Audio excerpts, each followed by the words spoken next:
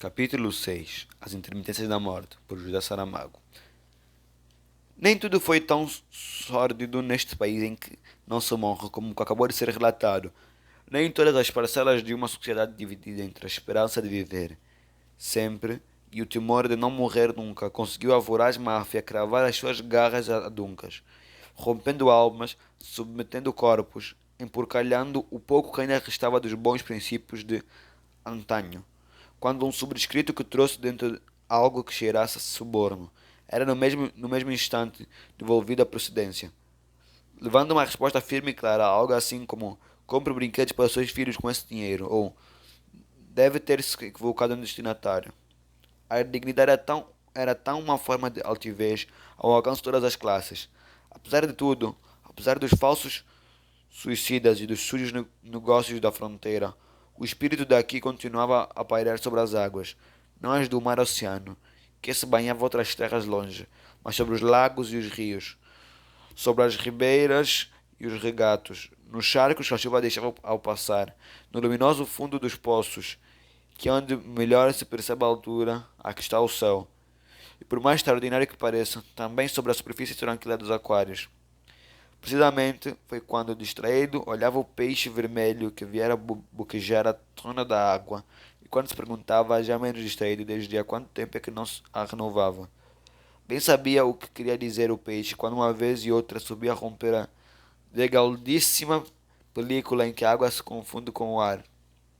E foi precisamente nesse momento revelador que o aprendiz de filósofo se, se lhe apresentou, nítida e nua, a questão de que iria dar origem à mais apaixonante e acesa polêmica que se conhece de toda a história deste país em que não se morre. Eis o que o espírito que pairava sobre a água do aquário perguntou ao aprendiz de filósofo. Já pensaste se a morte será a mesma para todos os seres vivos? Sejam eles animais, incluindo o ser humano, ou vegetais, incluindo a erva rasteira que se pisa e a Sequoiadendron giganteum com seus 100 metros de altura?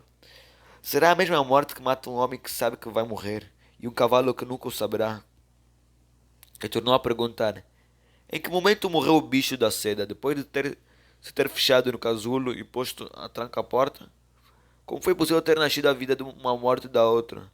A vida da borboleta da morte da lagarta, e serem os mesmos diferentemente. Ou não morreu o bicho da seda porque está vivo na borboleta? O aprendiz do filósofo respondeu: o bicho da seda não morreu, a borboleta é que morrerá, depois de desovar. Já o sabia eu que antes tu tivesses nascido, desse espírito que pairava sobre as águas do aquário. O bicho da seda não morreu. Dentro do casulo não ficou nenhum cadáver depois de a borboleta ter saído. Tu disseste: um nasceu da morte do outro. Chama-se metamorfose. Toda a gente sabe de que se trata, disse o condescendente o aprendiz de filósofo.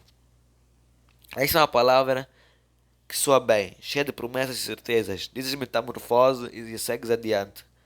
Parece que não vês que as palavras são rótulos, que se pegam às coisas. Não são as coisas, nunca saberás como são as coisas. Nem sequer que nomes são na realidade os seus. Porque os nomes que lhes deste não são mais do que isso. Os nomes que lhes deste, qual de nós dois é o filósofo? Nem eu nem tu. Tu não passas de um aprendiz de filósofo. E é apenas um espírito que paira sobre a água do aquário. Falávamos da morte. Não da morte. Das mortes. Perguntei por que razão não estás morrendo. Estão morrendo os seres humanos. E os outros animais sim. Por que razão a morte de uns não é a morte de outros? Quando este peixinho vermelho se lhe acabar a vida, tenho que avisar-te que não tardará muito se não mudares a água. Serás tu capaz de reconhecer na morte dele aquela outra morte de que agora parece estar a salvo, ignorando o porquê? Antes, no tempo em que se morria, nas poucas vezes que me encontrei diante de pessoas que haviam falecido, nunca imaginei que a morte delas fosse a mesma de que eu um dia viria a morrer. Porque cada um de vós tinha a sua própria morte. Transporto-a consigo num lugar secreto desde que nasceu.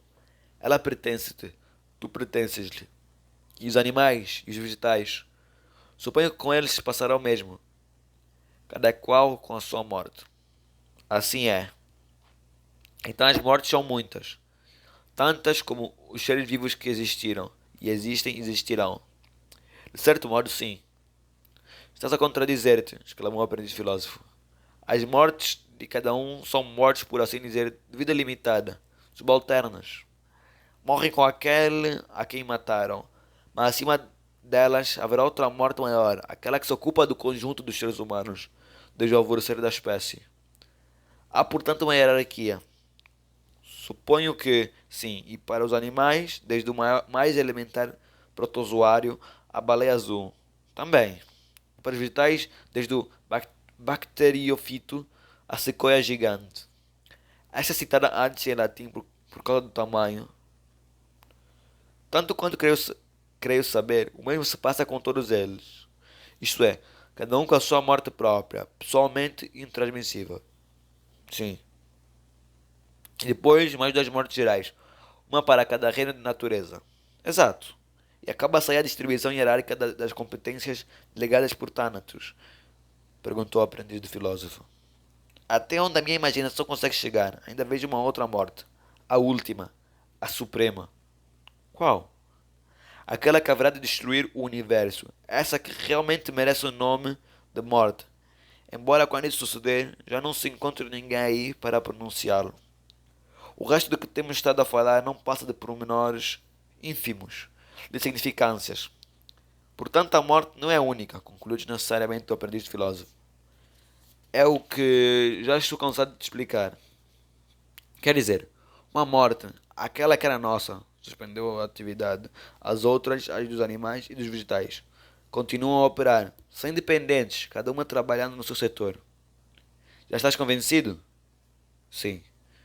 Vá então e anuncia-o a toda a gente, disse o espírito que pairava sobre a água do aquário. E foi assim que a polêmica começou. O primeiro argumento contra a ousada tese do espírito que pairava sobre a água do aquário foi que o seu porta-voz não era filósofo encartado, mas um mero aprendiz que nunca havia ido além de alguns escassos rudimentos do manual, quase tão elementares como o protozoário. Como se isso ainda fosse pouco, apanhados aqui além aos retalhos soltos sem agulha e linha para os unir entre si, ainda que as cores e as formas contendessem umas com as outras, enfim. Uma filosofia do que poderia chamar-se a escola arlequinesca ou eclética. A questão, porém, não estava tanto aí. É certo que o essencial da tese havia sido obra do espírito que pairava sobre a água do aquário. Porém, bastara tornar a ler o diálogo desenvolvido nas duas páginas anteriores para reconhecer que a contribuição do aprendiz filósofo também teve a sua influência na gestação da interessante ideia, pelo menos na qualidade de ouvinte, fator dialético indispensável desde Sócrates, como é por demais sabido. Algo, pelo menos, não podia ser negado, que os seres humanos não morriam, mas os outros animais sim.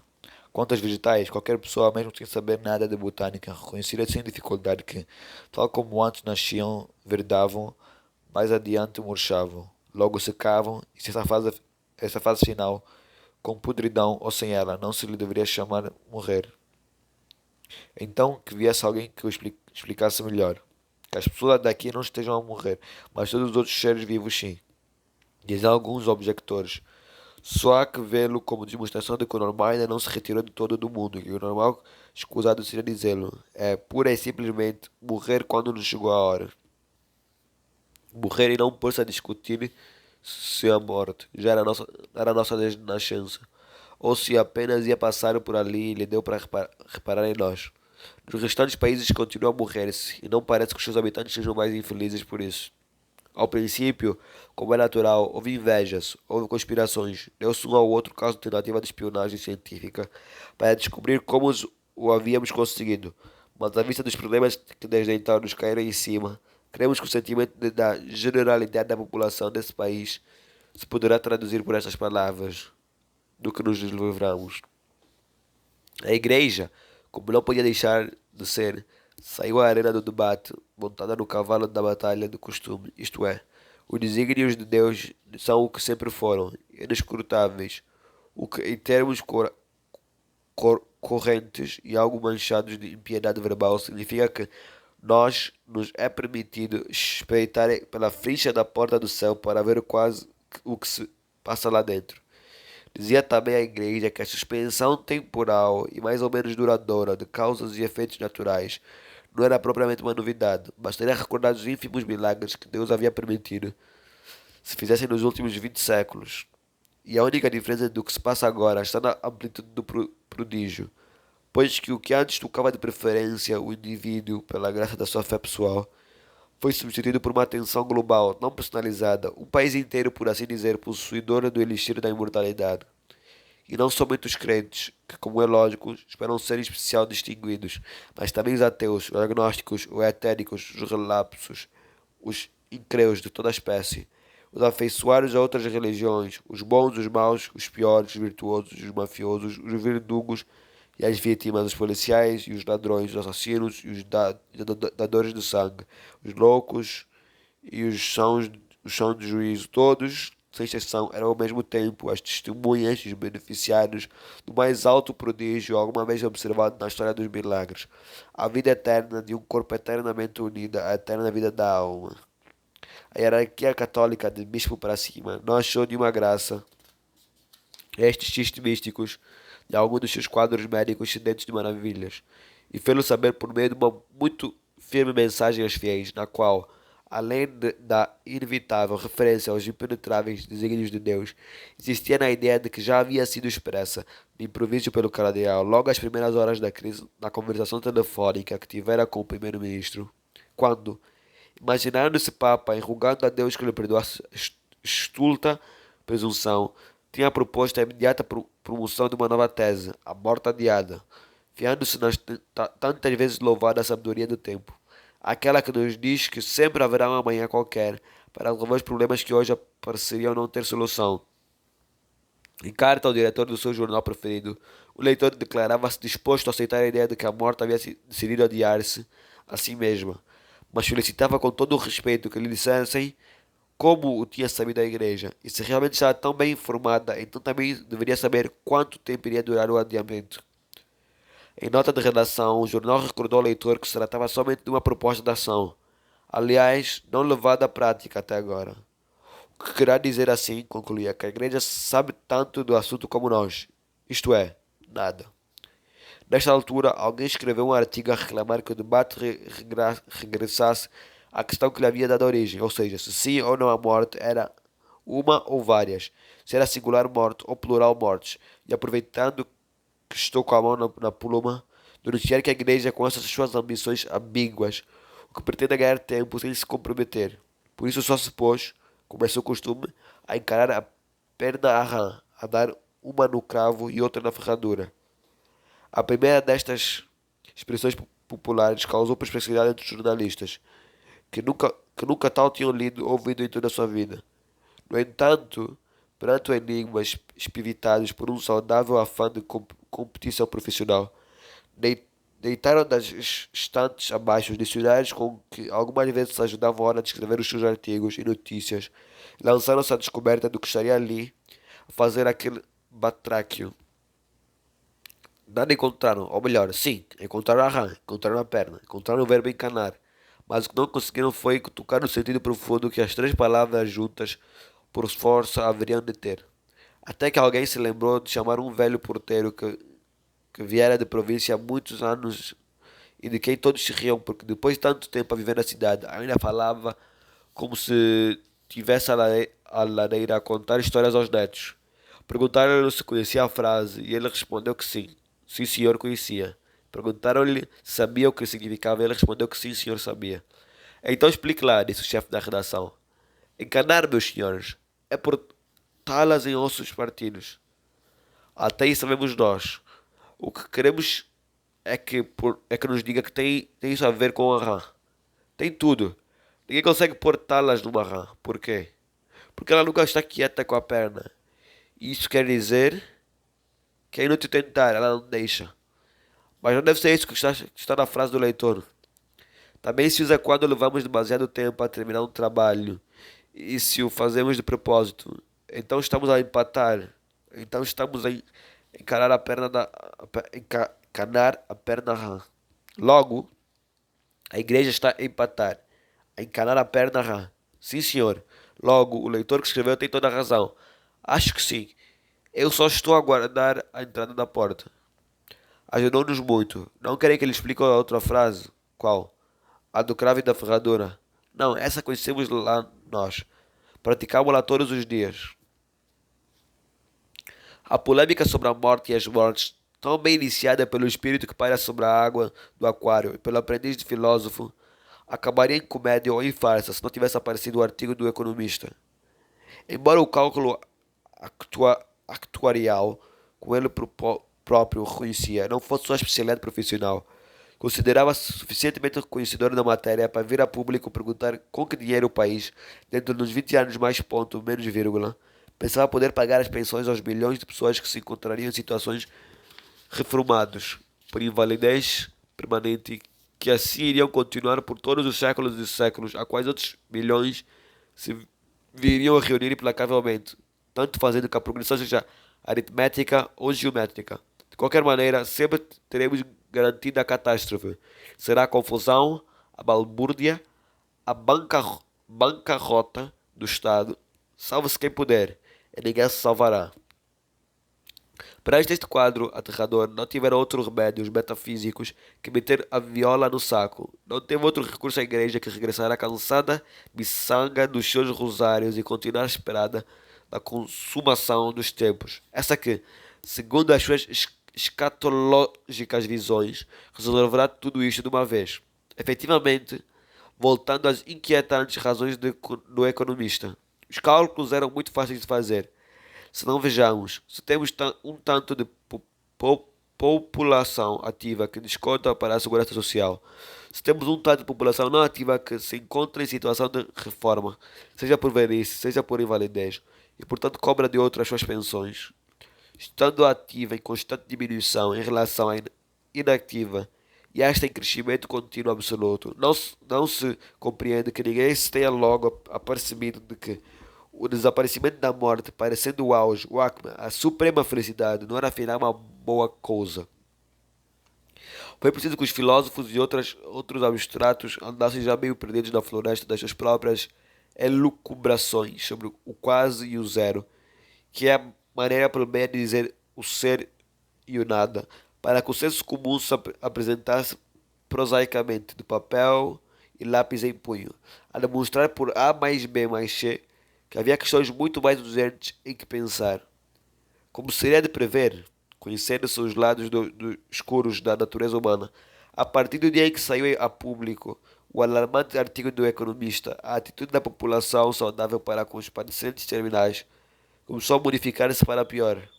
Até aí, ainda que toda a gente estivesse de acordo que eram consideráveis transtornos e incomodidades de todas as espécies que eles causavam, pensava-se que o respeito pelos velhos e pelos enfermos em geral representava um dos deveres essenciais de qualquer sociedade civilizada. E por conseguinte, embora não raro fazendo das tripas coração, não se lhes ligavam os cuidados necessários, e mesmo em alguns assinalados casos, chegavam a adoçá-los com uma colherzinha de compaixão e amor, antes de apagar a luz.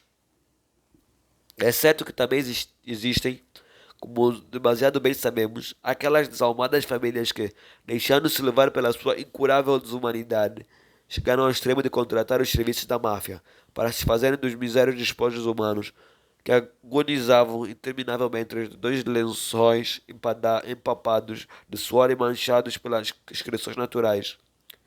Mas essas merecem a nossa repreensão, tanto como na, figurava na fábula tradicional, mil vezes narrada da tigela de madeira. Ainda que, felizmente, se tenha salvado da execração no último momento, graças como se verá ao bondoso coração de uma criança de 8 anos. Em poucas palavras se conta, e aqui vamos deixar para a ilustração das novas gerações que a desconhecem, com a esperança de que não trocem dela por ingênua e sentimental. Atenção, pois a lição do moral era uma vez, no antigo país das fábulas, uma família em que havia um pai, uma mãe, um avô que era o pai do pai, e aquela já mencionada criança de 8 anos, um rapazinho. Ora sucedida que o avô já tinha muita idade, por isso tremiam-lhe as mãos e deixava cair a comida da boca quando estava à mesa, o que causava grande irritação ao filho e à nora, sempre a dizer ele que tivesse cuidado com o que fazia. Mas o pobre velho Por mais que quisesse, não conseguia conter as tremuras. Pior ainda se lhe ralhavam, e o resultado era estar sempre a sujar a toalha ou deixar cair a comida ao chão. Para já não falar do guardanapo que lhe atavam ao pescoço, e que era preciso mudar-lhe 3 vezes ao dia, ao almoço, ao jantar e à ceia. Estavam as coisas neste pé e sem nenhuma expectativa de melhora, quando o filho resolveu acabar com a desagradável situação. Apareceu em casa com uma tigela de madeira e disse ao pai: A partir de hoje passará a comer daqui. Sente-se na soleira da porta, porque é mais fácil de limpar, e assim já a sua nora não terá de preocupar-se com tantas toalhas e tantos guardanapos sujos. E assim foi. Almoço, jantar e ceia. O velho sentado sozinho na soleira da porta, levando a comida à boca conforme lhe era possível. Metade perdia-se no caminho, uma parte da outra metade escorria-lhe pelo queixo abaixo. Não era muito o que lhe descia finamente pelo que o vulgo chama calão da sopa. A neta parecia não lhe importar o feio tratamento que estavam a dar ao avô. Olhava-o, depois olhava o pai e a mãe, e continuava a comer como se nada tivesse que ver com o caso. Até que uma tarde, ao regressar do trabalho, o pai viu o filho a trabalhar com uma navalha, um pedaço de madeira e julgou que, como era normal e corrente nessas épocas remotas, estivesse a construir um brinquedo por suas próprias mãos. No dia seguinte, porém, deu-se conta que não se tratava de um carrinho. Pelo menos não se via sítio onde se pudesse encaixar mais rodas. E então perguntou: O que estás a fazer? O rapaz fingiu que não tinha ouvido e continuou a escavar na madeira com a ponta da navalha. Isto passou-se no tempo em que os pais eram menos assustadiços e não corriam a tirar a mão dos filhos um instrumento de tanta utilidade para a fabricação de brinquedos. Não a viste? O que estás a fazer com esse pau? Tornou o pai a perguntar e o filho, sem levantar a vista da operação, respondeu: Estou a fazer uma tigela para quando o pai for velho e lhe tremerem as mãos, para quando mandarem comer na soleira da porta, como fizeram ao avô. Foram palavras santas. Caíram as escamas dos olhos do pai e viu a verdade e a sua luz. E no mesmo instante foi pedir perdão ao progenitor quando chegou a hora da ceia por suas próprias mãos. O ajudou a sentar-se na cadeira. Por suas próprias mãos lhe levou a colher à boca. Por suas próprias mãos lhe limpou suavemente o queixo, porque ainda o podia fazer e o seu querido pai já não. Do que veio a passar-se depois não assinou na história, mas de ciência muito certa, sabemos que se é verdade que o trabalho do rapazinho ficou em meio, também é verdade que o pedaço de madeira continuava a andar por ali. Ninguém o quis queimar ou deitar fora. Quer fosse para que a lição do exemplo não viesse a cair no esquecimento, quer fosse para o caso de alguém lhe ocorresse um dia ainda de terminar a obra. Eventualidade não de todo impossível de produzir se tivermos em conta a enorme capacidade de sobrevivência dos ditos lados escuros da natureza humana. Como já disse, como alguém já disse, tudo o que possa suceder, sucederá. É uma mera questão de tempo. E se não chegamos a vê-lo enquanto por cá andávamos, terá sido só porque não tínhamos vivido o suficiente. Pelos modos, e para que não se nos acuse de pintarmos tudo com as tintas da parte esquerda da paleta. Há quem admita a hipótese de que uma adaptação do ambicioso conto à televisão, após tê-lo recolhido em um jornal, sacolhia as teias da aranha nas poeirentas prateleiras de memória coletiva, possa contribuir para fazer a regressar às quebrantadas consciências das famílias o culto ou o cultivo dos incorpóreos valores e espiritualidade de que a sociedade se nutria no passado, quando o baixo materialismo que hoje impera ainda não se tinha assenhoreado de vontades que imaginávamos fortes, e afinal eram a própria insanável imagem de uma confrangedora debilidade moral. Conservemos, no entanto, a esperança.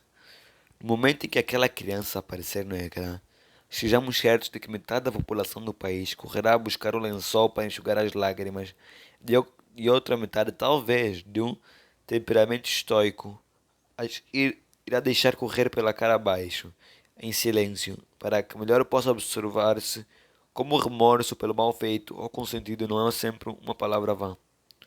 Oxalá ainda estejamos a tempo de salvar os avós.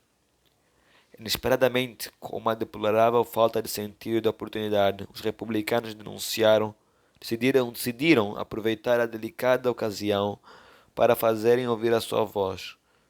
Não eram muitos, nem sequer tinham representação no parlamento, apesar de se encontrarem organizados em partido político e concorrerem regularmente aos atos eleitorais. Vangloriavam-se, no entanto, de certa influência social, sobretudo nos meios artísticos e literários, por onde de vez em quando faziam circular manifestos, no geral bem redigidos, mas invariavelmente inócuos. Desde que a morte havia desaparecido, que não davam sinal de vida, nem ao menos como se esperaria de uma posição que se diz frontal, para reclamarem o esclarecimento da rumorejada participação da máfia no ignóbil tráfico de parecentes terminais. Agora, aproveitando-se da perturbação em que o país mal vivia, dividido como estava entre a vaidade de saber-se único em todo o planeta e o desassossego de não ser como toda a gente, viam pôr sobre a mesa nada mais, nada menos que a questão do regime. Obviamente, adversários da monarquia, inimigos do trono por definição, pensavam ter descoberto um novo argumento a favor da necessária e urgente implantação da república. Diziam que a contra-lógica mais comum haver no país um rei que nunca morreria e ainda que amanhã resolvesse abdicar por motivos de idade ou amolecimento das faculdades mentais, rei continuaria a ser o primeiro de uma sucessão infinita de encontrizações e abdicações, uma infinita sequência de reis deitados nas suas camas à espera de uma morte que nunca chegaria, uma correnteza de reis meio vivos, meio mortos, que a não ser que os arrumassem nos corredores do palácio, acabariam por encher e por fim não caber no panteão onde haviam sido recolhidos os seus antecessores portais, já que não seriam mais que os ossos desprendidos nos engonços ou restos mumificados e bafientos. Qual mais lógico não seria ter um presidente da República com vencimento a prazo fixo, um mandato, quando muito dois, depois que desenrasque como puder, que vá à vida, dê conferências, escreva livros, participe em congressos, colóquios e simpósios, arengue em mesas redondas, dê a volta ao planeta em 80 recepções, opine sobre o comprimento das cheias quando elas voltarem a usar sobre a redução do ozono na atmosfera, se ainda houver atmosfera. Enfim, que se amanhe. Tudo menos ter de encontrar todos os dias nos jornais, ouvir na televisão e na rádio. A parte médica é sempre igual. Não atam nem desatam, sob exceção dos internados das enfermarias reais, as quais, vêm a propósito informar, depois de terem sido aumentadas 2 vezes, já estariam à bica de uma terceira ampliação. O plural da enfermaria está ali para indicar que, como sempre sucede em instituições hospitalares ou afins, os homens se encontram separados das mulheres, portanto, reis e príncipes para um lado, rainhas e princesas para o outro. Os republicanos vinham agora desafiar o povo a assumir as responsabilidades que lhes competiam, tomando o destino nas suas mãos para dar começo a uma vida nova e abrindo um novo florido caminho em direção às alvoradas do porvir. Desta vez, o efeito do manifesto não se limitou a tocar os artistas e os escritores. Outras camadas sociais mostraram receptivas à feliz imagem do caminho florido e às inovações das alvoradas do porvir, o que teve como resultado uma concorrência absolutamente fora do comum de adesões de novos militantes dispostos a empreender uma jornada que, tal como a pescada, que ainda na água eles chamam assim, já era histórica antes de se saber se realmente viria a ser. Infelizmente, as manifestações verbais de cívico entusiasmo dos novos aderentes a esse republicanismo prospectivo e profético nos dias que se seguiram nem sempre foram tão respeitadoras como uma boa educação e uma sã convivência democrática o exigem. Alguns deles chegaram mesmo a ultrapassar as fronteiras do mais ofensivo do grosseirismo, como dizerem, por exemplo, falando das realezas que não estavam dispostos a sustentar bestas argola nem burros a pão de ló. Todas as pessoas de bom gosto estiveram de acordo em considerar tais palavras não só inadmissíveis como também imperdoáveis. Bastaria dizer-se que as arcas do Estado não podiam continuar a suportar mais o contínuo crescimento das despesas da Casa Real e seus à lateral, e toda a gente o compreenderia. Era verdade e não ofendia. O violento ataque dos republicanos, mas principalmente os inquietantes vaticínios veiculados no artigo sobre a inevitabilidade, em um prazo muito breve, de que as ditas arcas do Estado não poderiam satisfazer o pagamento de pensões de velhice e invalidez sem um fim à vista, levaram o rei a fazer saber ao primeiro-ministro que precisavam de ter uma conversação franca, a sós, sem gravadores nem testemunhas de qualquer espécie. Chegou o primeiro-ministro, interessou-se pelas reais saúdes, em particular pela da rainha, aquela que na última passagem do ano estava prestes a morrer. E afinal, como tantas e tantas outras pessoas, ainda respira 13 vezes por minuto, embora poucos mais sinais de vida se deixem perceber no seu corpo prostrado, sob o baldaquinho do leito. Sua Majestade agradeceu. Disse que a rainha-mãe sofria o seu calvário com a dignidade própria do sangue que ainda lhe corria nas veias, e logo passou aos assuntos da agenda. O primeiro dos quais era a declaração de guerra dos republicanos. Não percebo o que é que deu na cabeça dessa gente. Disse. O país afundado nas mais terríveis crises da sua história e eles a falar de mudança de regime. Eu não me preocuparia, senhor. O que estão a fazer é aproveitar esta situação para difundir aquilo a que chamam as suas propostas de governo. No fundo, não passam de uns pobres pescadores de águas turvas. Com uma lamentável falta de patriotismo, acrescente-se. Assim é, senhor. Os republicanos têm lá umas ideias sobre a pátria que só eles são capazes de entender. Se é que as entendem realmente. As ideias que têm não me interessam. O que quero ouvir de si é se existe alguma possibilidade de que consigam forçar uma mudança de regime. Nem sequer têm representação no parlamento, senhor. Refiro-me a um golpe de Estado, a uma revolução. Nenhuma possibilidade, senhor. O povo está com seu rei. As forças armadas são leais ao poder legítimo. Então posso ficar descansado. Absolutamente descansado, senhor. O rei fez uma cruz na agenda ao lado da palavra republicanos. Disse, já está. Logo perguntou, em que história vem a série das pensões que não se pagam? Estamos a pagá-las, senhor. O futuro é que se apresenta bastante negro. Então deve ter lido mal. Pensei que tinha havido, digamos, uma suspensão de pagamentos. Não, senhor. É uma manhã que nos apresenta altamente preocupado. Preocupante em que ponto? Em todos, senhor. O Estado pode vir a derrubar-se simplesmente como um castelo de cartas. Somos o único país que se encontra nessa situação, perguntou o rei. Não. Senhor, ao longo prazo, o problema atingirá a todos. Mas o que conta é a diferença entre morrer e não morrer. É uma diferença fundamental, com perdão da banalidade. Não estou a perceber. Nos outros países morrem com normalidade. Os falecimentos continuam a controlar o caudal do nascimento. Mas aqui, senhor, no nosso país, senhor, ninguém morre. Veja-se o caso da rainha mãe.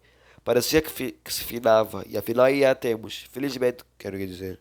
Ganha que não exagero. Estamos com a corda na garganta. Apesar disso, chegaram rumores de que algumas pessoas vão morrer. Assim é, senhor. Mas trata-se de uma gota de água no oceano. Nem todas as famílias se atrevem a dar o passo. Que passo? Entregar os seus padecentes à organização que se encarrega dos suicídios. Não compreendo. De que serve que se suicidem se não podem morrer? Estes sim. E como conseguem? É uma história complicada, senhor. Conte-me, estamos sós. No outro lado das fronteiras, morre-se, senhor. Então quer dizer que se essa tal organização os leva lá, exatamente. Trata-se de uma organização benemérita. Ajuda-nos a retardar um pouco a acumulação dos padecentes terminais. Mas como eu disse antes, é uma gota de água no oceano. E que organização é essa? O primeiro-ministro respirou fundo e disse: a máfia, senhor. A máfia? Sim, senhor, a máfia. Às vezes o Estado não tem outro remédio que arranjar fora que ele faça os trabalhos sujos. Não me disse nada. Senhor, quis manter Vossa Majestade à margem do assunto. Assuma a responsabilidade. E as tropas que estavam lá nas fronteiras tinham uma função a desempenhar. Que função? A de parecer um obstáculo à passagem dos suicidas e não o ser. Pensei que estavam lá para impedir uma invasão. Nunca houve esse perigo. De todo modo, estabelecemos acordos com os governos desses países, tudo está controlado, menos a questão das pensões, menos a questão da morte, Senhor. Se não voltarmos a morrer, não temos futuro. O rei fez uma cruz ao lado das palavras pensões e disse: é preciso que alguma coisa aconteça. Sim, majestade, é preciso que alguma coisa aconteça.